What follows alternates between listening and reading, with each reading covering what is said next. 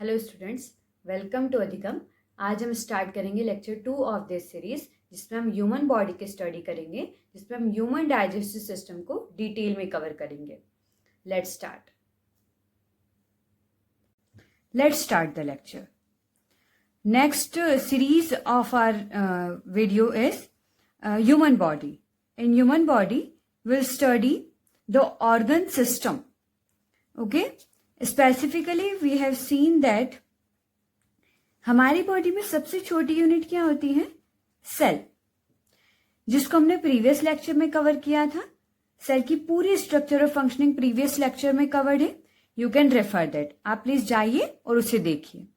Then फिर cell जो है वो बहुत सारी सेल्स आपस में इकट्ठी होती है, कलेक्ट होती है और टिश्यू बनाती है। ओके, तो हमारी बॉडी में सबसे छोटी यूनिट क्या है? सेल। देन बहुत सारी सेल मिलके टिश्यू बनाती है। देन बहुत सारे टिश्यूज अलग अलग स्पेसिफाइड होते हैं। जैसे मान लो एक टिश्यू रिस्पॉन्सिबल है किसी फंक्शनिंग के लिए, या इट मीन्स एक टिश्यू जो है हमारी स्किन में एज अ प्रोटेक्शन वर्क कर रहा है, तो ये उसका काम है। दूसरा टिश्यू किसी और फंक्शनिंग में लगा हुआ है। इस तरह से बहुत सारे टिश्यू मिलके हमारा एक ऑर्गन बनाते हैं। ओके, फॉर एग्जाम्पल अगर हमारा एक ऑर्गन है स्टमक, तो स्टमक में बहुत सारे टिश्यूज मिलके उसको बना रहे हैं। उसके बाद बहुत सारे ऑर्गन्स मिलते हैं और ऑर्गन सिस्टम बनता है। Okay, for example digestive system. Digestive system की बात करें तो उसमें कौन कौन सी चीजें मिलके बनाती हैं? फॉर एग्जाम्पल बक्कल केविटी यानी हमारा माउथ, ये एक पर्टिकुलर ऑर्गन हो गया। सेकंड स्टमक, ये एक पर्टिकुलर ऑर्गन हो गया। थर्ड स्मॉल इंटेस्टाइन, तो ये एक अनादर ऑर्गन हो गया। जैसे बहुत सारे ऑर्गन्स मिलके ऑर्गन सिस्टम बनाते हैं। एंड देन ऑर्गन सिस्टम जब एक से दो या दो से तीन या फिर more than one organ system एक साथ मिले तो वो ऑर्गेनिज्म बनाते हैं, यानी पूरी ह्यूमन बॉडी का फॉर्मेशन करते हैं। तो बेसिक हमने रफ स्ट्रक्चर देखा है कि ह्यूमन बॉडी किस तरह बनी हुई होती है। सबसे पहले सेल होती है, बहुत सारी सेल मिलकर टिश्यू होते हैं, बहुत सारे टिश्यूज मिलकर ऑर्गन होते हैं, थोड़े ऑर्गन मिलकर ऑर्गन सिस्टम होता है, और कुछ ऑर्गन सिस्टम मिलकर क्या बनाते हैं? ऑर्गेनिज्म बनाते हैं। Next we will study each and every organ system, जिससे इंपॉर्टेंट क्वेश्चन फ्रेम हो सकता है। ओके, और प्रीवियस ईयर में भी वो क्वेश्चंस आ चुका है। We will discuss PYQ in this session also. Let's move. Our first system जिसको हम पढ़ने वाले हैं वो है डाइजेस्टिव सिस्टम। ओके, देखिए यहां पर हम पूरी जर्नी देखेंगे कि किस तरह हमारा फूड ट्रेवल करता है from mouth to anus. Okay, let's begin. For example आपने खाई है आज कचौरी, ठीक है, और वेदर आपको समोसा पसंद है तो आपने वो खाया है, ठीक है। एनी फूड यू ईट, सबसे पहले वो फूड कहाँ जाएगा? माउथ में। देखिए हम पूरी जो स्टडी करेंगे ना, वो हमारे खाने की एक जर्नी बना के करेंगे। हमारा फूड जो है वो एक किसी जर्नी की तरह कैसे माउथ से एनस की तरफ ट्रेवल करता है, और उसमें बीच में कौन कौन से एंजाइम्स रिलीज होते हैं, सबकी स्टडी करेंगे इन अ प्लेफुल मैनर। ओके, तो देखिए आपने खाया है कचौरी या समोसा, जो भी आपको पसंद है। जैसे ही आपने अपने माउथ के अंदर वो चीज रखी तो उसको ब्रेक डाउन कौन करता है? Teeth and tongue. ये हम सब नॉर्मली जानते हैं कि टीथ एंड टंग हमारे फूड को क्या करते हैं? ब्रेक डाउन करते हैं, एंड उसमें क्या होता है? अच्छे से मिक्स करते हैं, लुब्रिकेट करते हैं, ठीक है, उसको गीला करते हैं, मॉइस्ट करते हैं। देखिए ओरल केविटी, जिसको हम माउथ तो ये सिर्फ ओपनिंग है जहां से हमने खाना खाया है। उसके बाद की जो अंदर स्पेस जो हमारे माउथ के अंदर है उसको क्या हम बोलेंगे? ओरल केविटी बोलेंगे। अब देखिए ओरल केविटी में हम देखते हैं कि सलाइवा रिलीज हो रहा है। अब सलाइवा क्या है? देखिए हम नॉर्मली बोलते हैं ना कि यार हमने कोई ऐसी फेवरेट हमारी चीज देखी है खाने की जिससे हमें मुंह में पानी आ गया, तो व्हाट दैट पानी, वो पानी क्या है? सलाइवा ही है, ठीक है। अब सलाइवा जो है वो कौन रिलीज कर रहा है, कहाँ से रिलीज हो रहा है हमारे माउथ में? तो देखिए 3 तरह की ग्लैंड्स पाई जाती हैं। सबसे पहला है पैरोटिड ग्लैंड, जो कि देखो यहाँ पर ईयर के जस्ट पास प्रेजेंट है। ओके, नेक्स्ट ग्लैंड इज सब maxillary gland and the third is sublingual gland. अगर क्वेश्चन आता है कि पैरोटिड ग्लैंड कहाँ प्रेजेंट है, सब मैक्सिलरी ग्लैंड कहाँ प्रेजेंट है, या सबलिंगुअल ग्लैंड कहाँ प्रेजेंट है, तो ना तो वो हमारे स्टमक रीजन में प्रेजेंट है, ना तो वो हमारी लार्ज इंटेस्टाइन में प्रेजेंट है। वो कहाँ प्रेजेंट है? हमारी बक्कल कैविटी, और अगर बहुत इजी सा आए तो माउथ में प्रेजेंट है। ठीक है, बक्कल कैविटी कहो, ओरल कैविटी कहो, बात एक ही है। तो ये तीनों जो ग्लैंड से मिलके क्या रिलीज करती हैं? सलाइवा रिलीज करती है। ठीक है, हमारी बॉडी में सलाइवा क्या वर्क करता है कि हमारे खाने को मॉइस्ट रखता है, गीला रखता है। ठीक है, तो इससे अच्छे से हम क्या उसको निगल पाते हैं, स्वेलो कर पाते हैं। नेक्स्ट, सलाइवा में क्या प्रेजेंट होता है? सलाइवा में 2 तरह के एंजाइम्स प्रेजेंट होते हैं। देखिए, सलाइवा में 2 तरह के एंजाइम प्रेजेंट होते हैं। पहला है salivary amylase and second lysozyme. आपसे पूछा जाए कि आपकी बॉडी में माउथ के अंदर कौन से 2 एंजाइम रिलीज होते हैं, तो 2 एंजाइम का नाम है, सबसे पहला है सलाइवरी एमिलेज, जिसको कभी कभार टाइलिन भी कहा जाता है, और दूसरा है लाइसोजाइम। ओके, अब सलाइवरी एमिलेज क्या करता है? ठीक है, तो देखिए एक PYQ क्वेश्चन आया हुआ है, आई थिंक 2019 MPPSC में, कि ऐसी कौन सी चीज है जो माउथ में ही डाइजेस्ट हो जाती है, जिसका डाइजेशन माउथ में ही स्टार्ट हो जाता है, तो उसका आंसर है कार्बोहाइड्रेट। ठीक है, हमारी बॉडी में कार्बोहाइड्रेट का डाइजेशन माउथ में ही शुरू हो जाता है, और इसे कौन करता है? Salivary amylase. तो सलाइवरी एमिलेज एक ऐसा एंजाइम है जो हमारे माउथ में फूड में से कार्बोहाइड्रेट का डाइजेशन स्टार्ट कर देता है। और कितने % डाइजेशन कर देता है? तो 30% हमारे कार्बोहाइड्रेट का डाइजेशन जो है वो सलाइवरी एमिलेज कर देता है। अब कार्बोहाइड्रेट की हम बात करें तो इजी सी लैंग्वेज में समझे, अगर आपने आज रोटी खाई है, ठीक है, चपाती खाई है या फिर राइस खाए हैं, तो दोनों में देखिए भरपूर मात्रा में कार्बोहाइड्रेट है। तो उन दोनों का डाइजेशन कहाँ से स्टार्ट हो गया है? हमारे माउथ से ही स्टार्ट हो गया है। किसने किया है? सलाइवरी एमिलेज ने किया है। नेक्स्ट एंजाइम जो हमारे माउथ में रिलीज होता है वो है लाइसोजाइम। अब लाइसोजाइम एंजाइम क्या वर्क करता है? मान लो आपने फूड ऐसा खाया है जो स्टेल है, सड़ा हुआ है, या फिर उस फूड में कोई ना कोई बैक्टीरिया प्रेजेंट है, तो लाइसोजाइम जो एंजाइम है उन बैक्टीरिया को खत्म कर देता है कुछ हद तक। ठीक है, तो 2 तरह के एंजाइम बहुत ही इंपॉर्टेंट हमारी माउथ में रिलीज होते हैं। नेक्स्ट, अब हमारा जो फूड है वो ट्रेवल कर रहा है फूड पाइप की तरफ। ठीक है, फूड पाइप की तरफ हमारे फूड ने ट्रेवल किया। अब देखिए हमारे जो यहां पर लगभग नेक रीजन में एक फेरिंग्स नाम का ऑर्गन पाया जाता है। अब व्हाट इज फेरिंग्स? देखिए फेरिंग्स एक ऐसा ऑर्गन है जहां पर हमारी फूड पाइप और विंड पाइप दोनों ओपन हो रही। ठीक है, अब विंड पाइप कहाँ जाएगी? लंग्स में जाएगी, क्योंकि वो हमें ऑक्सीजन सप्लाई कर रही है और CO2 रिलीज कर रही है। और हमारी जो फूड पाइप है वो कहाँ जाएगी? स्टमक में जाएगी।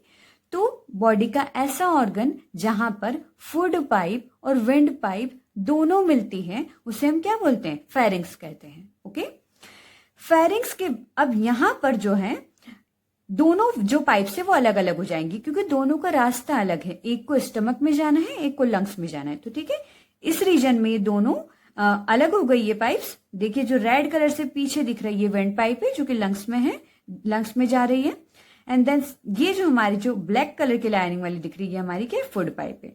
अब इससे हमारा जो फूड है वो धीरे धीरे स्टमक की तरफ मूव हो रहा है। ओके, अब देखिए कि इंपॉर्टेंट फिनोमेना हम यहाँ पर देखें तो ग्लोटिस एंड एपीग्लोटिस। अब फूड पाइप जो हमारी है मान लीजिए वो इस तरह से, ठीक है, और जो विंड पाइप है वो इसके जस्ट पास है। ओके, अब देखिए कभी कभार आप खाना खाते समय बहुत तेज हंस देते हैं या फिर बहुत ज्यादा बातें करते हैं, तो बहुत बार आपको खांसी आ जाती है और ऐसा लगता है कि आपका जो फूड है वो गलत जगह पहुंच गया है। ठीक है। तो वो गलत जगह कहाँ पहुंचता है, वो विंड पाइप में पहुंच जाता है, जो कि कहाँ जा रही है, लंग्स की तरफ जा रही है। तो देखिए ग्लोटिस क्या है, ओपनिंग है विंड पाइप की, ठीक है। अब ये जो ओपनिंग है विंड पाइप की, उसको ढककर कौन रखता है, एपिग्लोटिस।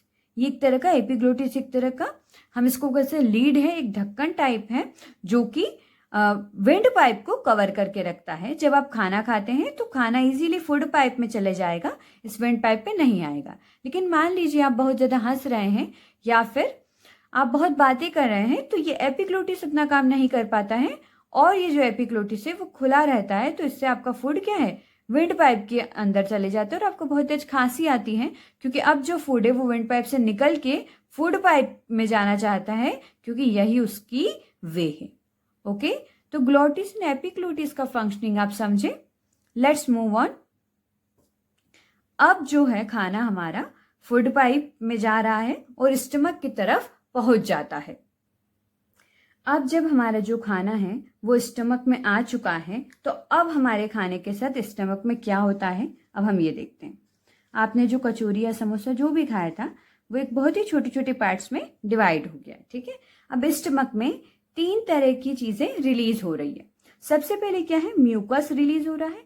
म्यूकस का काम क्या है कि खाने को मॉइस्ट रखना, गीला रखना, ताकि वो अच्छे से मूव हो सके। ओके, नेक्स्ट है पेप्सिनोजेन, एक तरह का एंजाइम रिलीज होता है। अब देखिए हमारे फूड का कार्बोहाइड्रेट डाइजेशन माउथ में ही स्टार्ट हो गया है। अब हमारे फूड में प्रोटीन भी है, बहुत सारे विटामिन भी हैं, उन्हें भी डाइजेस्ट करना पड़ेगा। तो पेप्सिनोजेन जो एंजाइम है वो हमारे फूड में से जितना भी प्रोटीन है वो डाइजेस्ट करता है। इसका मतलब है अगर आपने कचौरी खाई है तो कचौरी के अंदर दाल होगी, उस दाल का डाइजेशन जो है कौन करेगा, पेप्सिनोजेन करेगा, क्योंकि दाल में प्रोटीन होता है, ठीक है।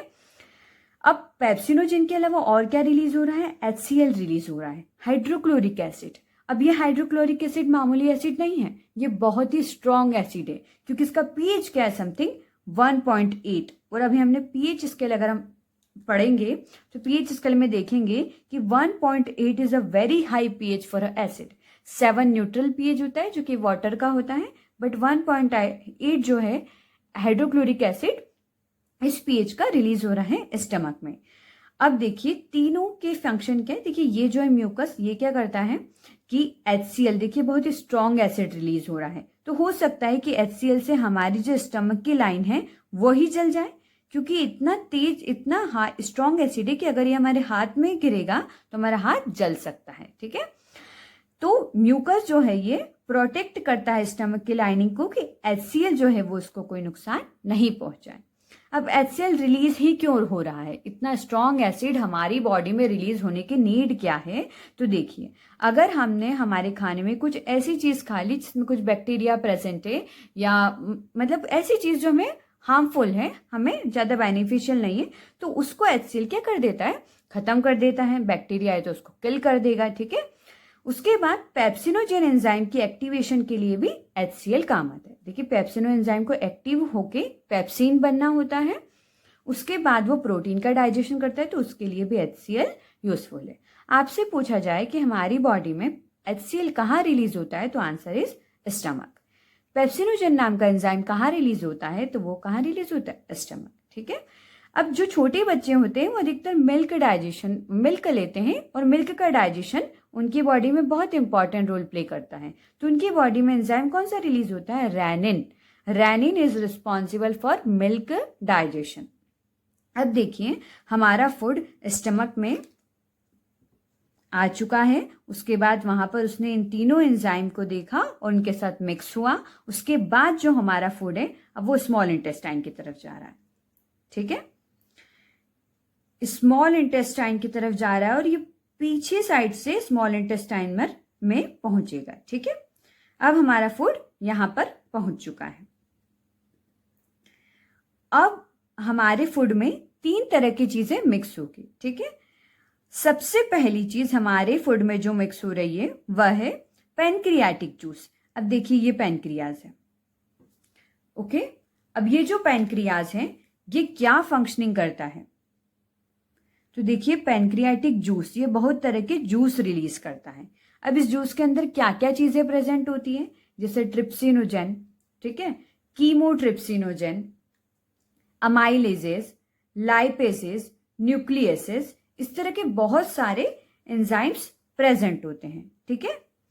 तो ये एंजाइम क्या करते हैं, डाइजेशन करते हैं हमारे फूड का। देखिए कार्बोहाइड्रेट, प्रोटीन, ये तो थोड़ा थोड़ा डाइजेस्ट हो चुका है, लेकिन कंप्लीटली अगर हमें हमारे फूड में से फैट को भी, प्रोटीन को भी, कार्बोहाइड्रेट, बहुत सारी चीज़ों को अगर डाइजेस्ट करना है तो ये एंजाइम हेल्प करते हैं। आप सिर्फ रफली देख लीजिए कि ये जो एंजाइम्स हैं ये प्रेजेंट होते हैं हमारे पैनक्रियाटिक जूस में।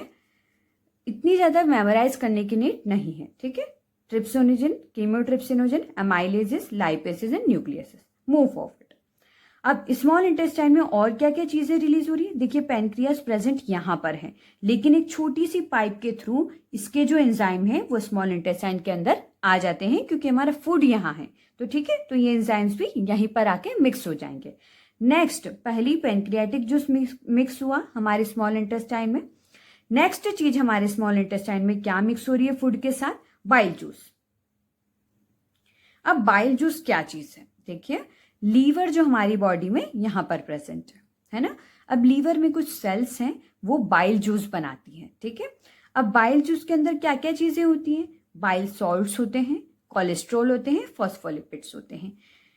हमें ये भी रिमेंबर करने की जरूरत नहीं है, सिर्फ हमें ये पता होना चाहिए कि बाइल जूस कौन रिलीज करता है, तो लीवर रिलीज करता है, ठीक है।